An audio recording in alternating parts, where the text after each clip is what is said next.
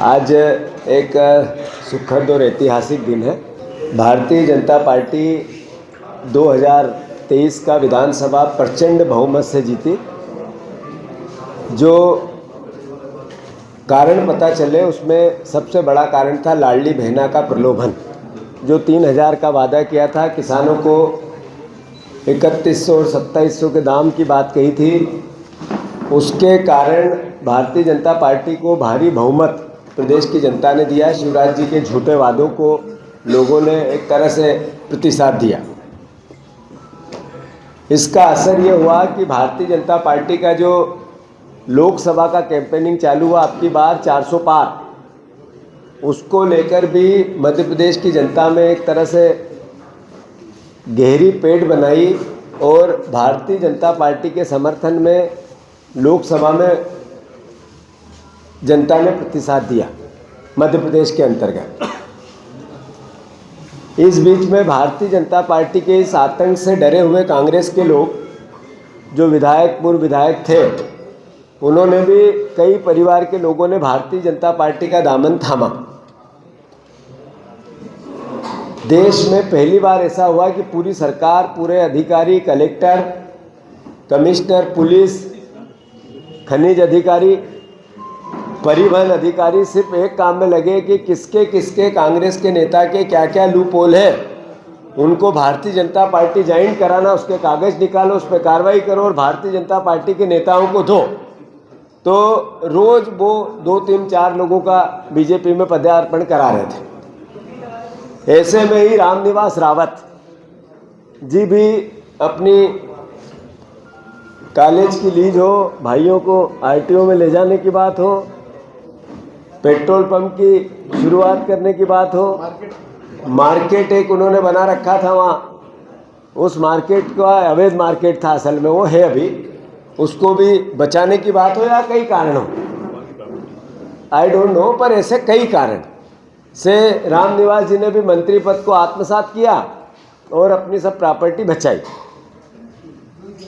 ये सब घटनाक्रम प्रदेश की जनता और यहाँ के परिवार के लोग बहुत गहराई से देख रहे थे। हम अपनी प्रयास कर रहे थे लगातार बीजेपी का चेहरा बेनकाब करने पर। एक तरह से इतना धुन था, मीडिया का भी जो रोल था, वो भी बीजेपी का जो समर चल रहा था, इस पूरे वैभव, एक तरह से उस वैभव का सहयोग करता हुआ दिखा, हमारी और लोकतंत्र की, संविधान की पीड़ा को दिखाता हुआ नहीं दिखा। 2 दिन पहले संविधान दिवस था, तो मैंने शाहजहाँपुर में एक बात कही थी कि बाबा साहब अम्बेडकर ने संविधान की भूमिका में लिखा था कि जिस हाथ में संविधान रहेगा वो उसका उपयोग और दुरुपयोग कैसा करेगा, वो उस व्यक्ति के ऊपर निर्भर है जिसके हाथ में संविधान की रक्षा करने का दायित्व है, या उसको चलाने का दायित्व है, उसको निर्वहन करने का दायित्व है। तो नरेंद्र मोदी जी के हाथ में जब से संविधान आया, तो ऐसे रामनिवास जी जैसे 600 विधायक और सांसद, पूर्व विधायक और पूर्व सांसद, इसी तरीके से दल बदल हुए। 50-50 करोड़ में विधायक बिकते हैं, ये चलन बन गया। तो एक तरह से लोकतंत्र को किस तरीके से घात लगाया संविधान के माध्यम से, संविधान की अवहेलनाएं करते हुए भारतीय जनता पार्टी, नरेंद्र मोदी, शिवराज सिंह जी चौहान, अभी के बीजेपी के वीडी शर्मा जी, मोहन यादव जी, इसको गहराई से मध्य प्रदेश के परिवार के लोग देख रहे थे। पहला उपचुनाव हुआ अमरवाड़ा का। अमरवाड़ा की जनता ने, वहीं दल बदल की स्थिति थी, 3000 वोट से टेबल पे लूटा हुआ चुनाव था, नहीं तो कांग्रेस की जीत थी। उसके बाद आए 2 उपचुनाव।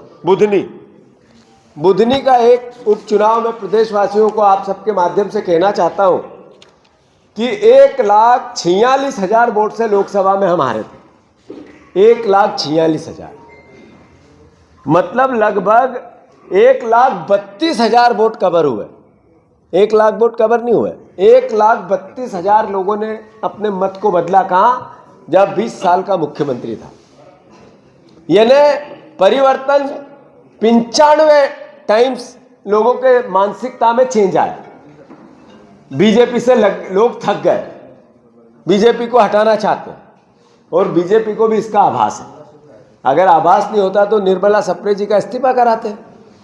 उनको बीजेपी में ले लिया और फिर घड़ी के उस कांटे की तरह बीच में लटका के नहीं रखते, त्रिशंकु जैसा। बिल्कुल।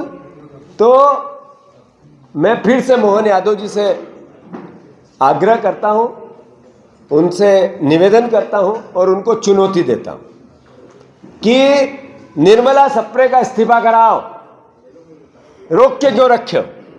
हमने विधानसभा में उनकी सदस्यता निरस्त करने के लिए कांग्रेस ने आवेदन दे रखा है।